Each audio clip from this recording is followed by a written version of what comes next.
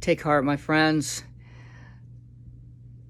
Grace and peace to you, each and every one of you. I have missed you all, and I long for the day to come when we gather in person once again. I am so grateful for the technology that allows me to send you this personal message. It is the next best thing to seeing you in person. These days it may seem a little strange, a little confusing that the church remains closed to in-person gatherings, while all around us we see restaurants, nail salons, and many other business establishments that are beginning to open up.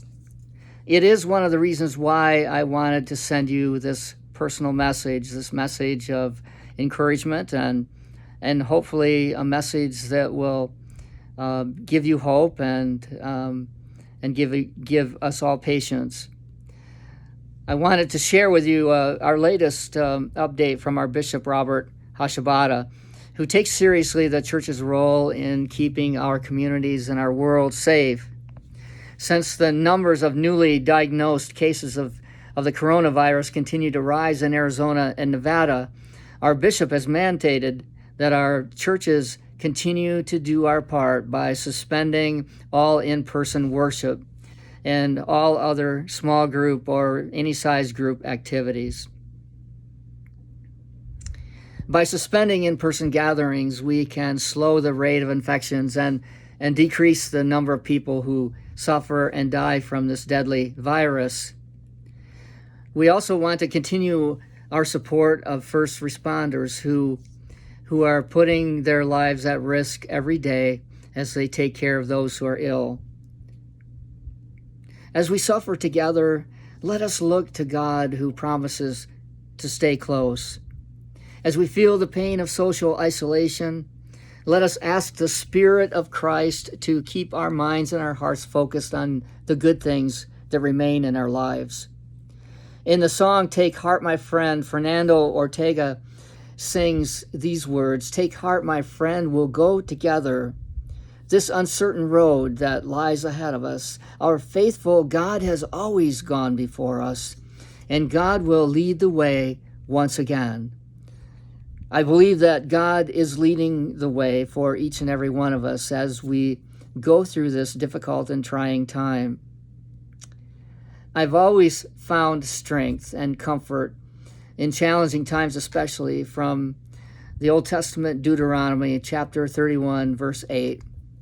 Hear these words, "It is the Lord who goes before you. He will be with you. He will not fail you or forsake you. Do not fear or be dismayed." And also the words from the second chapter of Philippians, verses 1 and 2, have always helped me to stay focused on what's good in my life when the difficulties around me seem to be taking away my joy.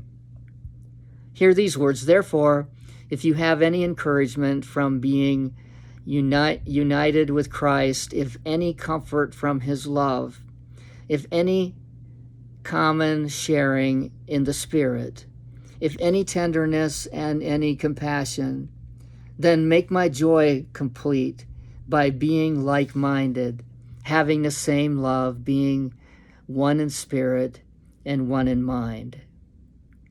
Take heart, my friends. God is with us, and soon we will gather face to face once again. In the meantime, take advantage of every opportunity. Share the love of Christ. Stay in touch by phone, mail, or email. Use social media to check in on those you are missing or worried about. Pray often. Trust in God. Stay humble. Be tender and compassionate. Wear a mask. Avoid touching your face unless you have washed your hands for 20 seconds. Do no harm. Stay in love with God.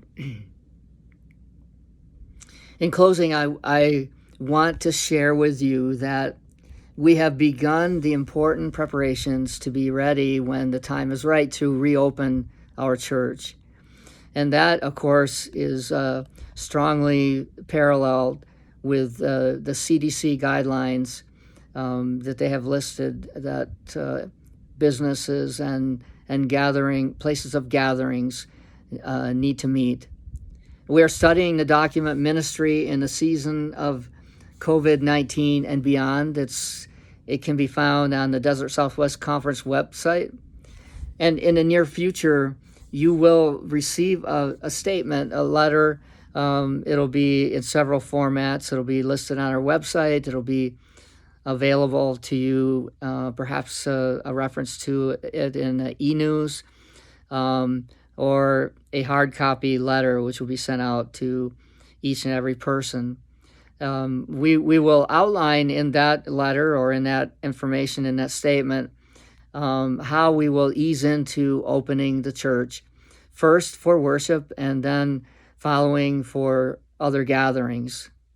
Because the coronavirus will still be with us, we will have to put into place precautions that will keep everyone safe and healthy.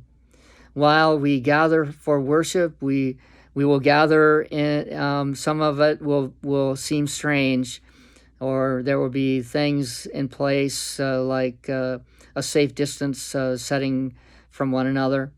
And this will help to prevent the resurgence of this terrible coronavirus. Until then, I will continue holding each and every one of you in thought and prayer. And may the God who goes before us give us strength, shower us with grace, and fill our hearts with love enough to share. God be with you till we meet again.